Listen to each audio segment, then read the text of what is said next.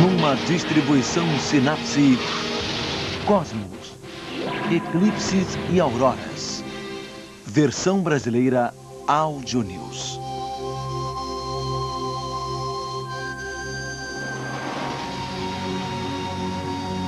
O Sol é a luz de nossas vidas. Ele brilha sobre o mundo com uma potência de 400 trilhões de watts.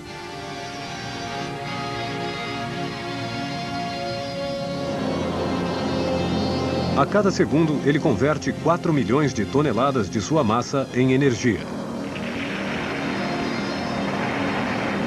Ele emite o calor, mas também a luz, desde os raios X até as ondas de rádio.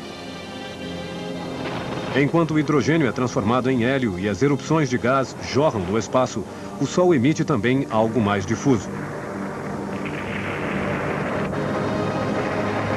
O vento solar, uma corrente contínua de partículas eletrizadas. Estas partículas precisam de 4 dias para chegar à Terra, mas elas jamais a tocam. Somos protegidos por um campo magnético, a magnetosfera, uma grande bolha que desvia o vento solar como a proa de um navio.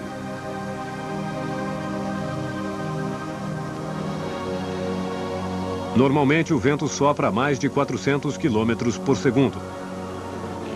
Mas estas ejeções solares maciças podem aumentar sua velocidade para mais de 800 km por segundo, uma verdadeira tempestade. Na Terra, as partículas provocam as tempestades geomagnéticas, capazes de danificar nossas linhas de alta tensão e de mergulhar nossas cidades no escuro. Elas também podem desorientar satélites. Quando a Índia perdeu seu satélite de comunicações, foi a Bolsa de Valores que despencou. Estas ejeções maciças não são muito frequentes, mas com o disco solar oculto, não podemos nos enganar quanto à sua potência. Quando uma delas atinge a Terra, a magnetosfera se comprime. Uma tempestade magnética se abate sobre nós.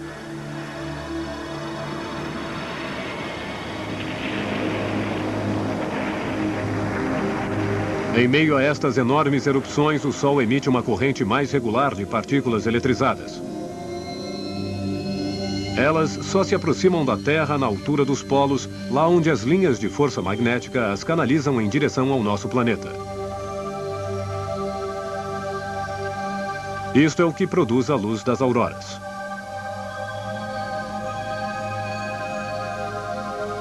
Eis aqui uma aurora boreal vista de um satélite. Uma curva elíptica de partículas eletrizadas reagindo com as camadas superiores de nossa atmosfera. A aurora boreal cerca as regiões do Polo Norte. No Polo Sul é a aurora austral.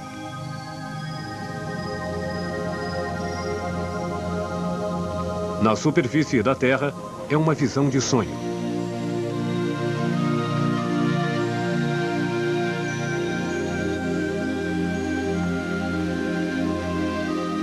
Observamos os efeitos das partículas eletrizadas caindo em espiral ao longo das linhas de força magnética. Elas entram em colisão com os átomos e com as moléculas de hidrogênio e de nitrogênio. Como sua intensidade varia, a cor também varia. A aurora.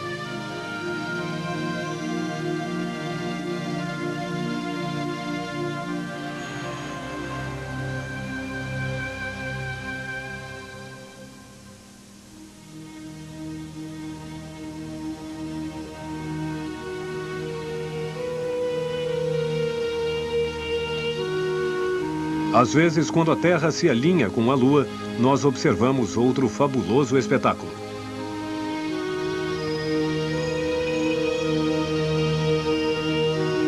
Estas imagens celestes nos encantam desde o início dos tempos, pois é o Sol, a luz de nossa vida, o ator principal.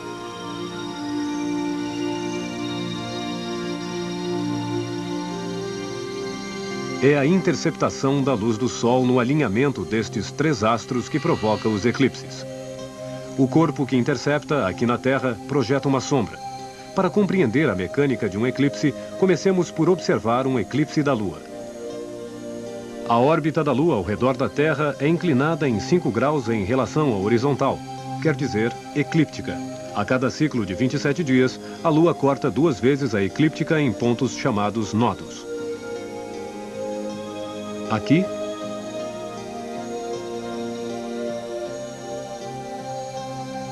E aqui? Imaginemos que o Sol brilha a partir da parte inferior da tela. Um eclipse só se produz quando Terra e Lua estão sobre um destes nodos. Um eclipse da Lua. E um eclipse do Sol. Quando o Sol brilha à esquerda, a Lua entra no cone de sombra da Terra aqui em branco. Isto provoca um eclipse total da Lua. Ela começa a ficar vermelha por causa da atmosfera terrestre. No eclipse total, a atmosfera refrata e filtra a luz do Sol, projetando esta cor vermelha.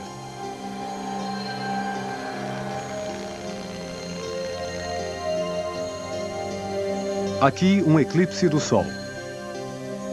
Como a órbita da Lua é ligeiramente elíptica, o eclipse não é total.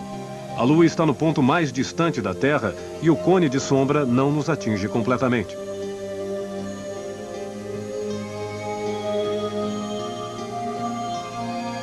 Assistimos, portanto, a um eclipse anular. A Lua está muito distante para cobrir totalmente o Sol.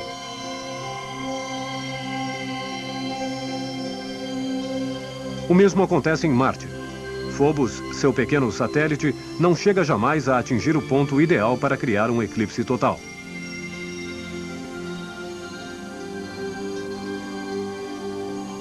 No entanto, aqui a Lua está próxima o suficiente para que seu cone de sombra varra a Terra. Aqui a sombra do eclipse que acontece em agosto de 1999 e que passa rapidamente sobre a Europa em direção ao Mar Negro. Vista do satélite, a sombra desenha outro trajeto.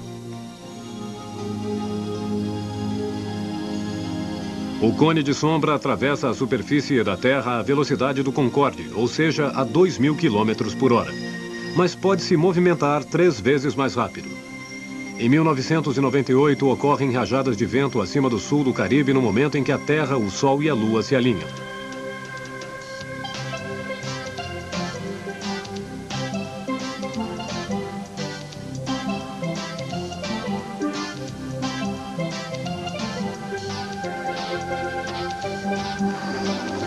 A ilha de Curaçao. Pessoas vindas do mundo inteiro se juntam para assistir a um eclipse total do Sol.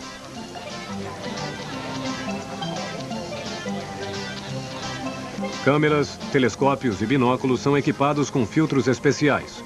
É a única forma de observar o Sol em total segurança.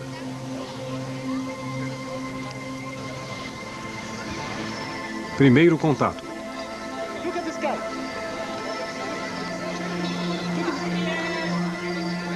Assim que a Lua se aproxima do disco solar, nuvens ameaçam estragar o espetáculo. O céu clareia. Esta primeira fase dura aproximadamente 1h30.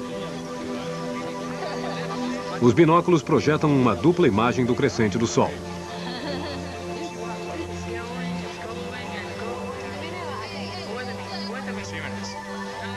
O eclipse total não está longe.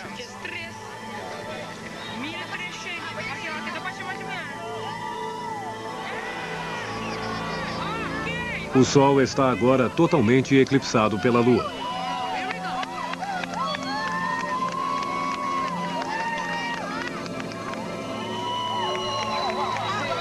É preciso tirar os filtros imediatamente. 3 minutos e meio totalmente mágicos durante os quais todos podem ver a coroa, ou seja, a atmosfera externa do Sol. A Lua cobre exatamente o disco solar.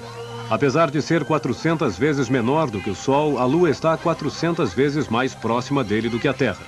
Aqui, graças ao eclipse, vemos os planetas Mercúrio e Júpiter.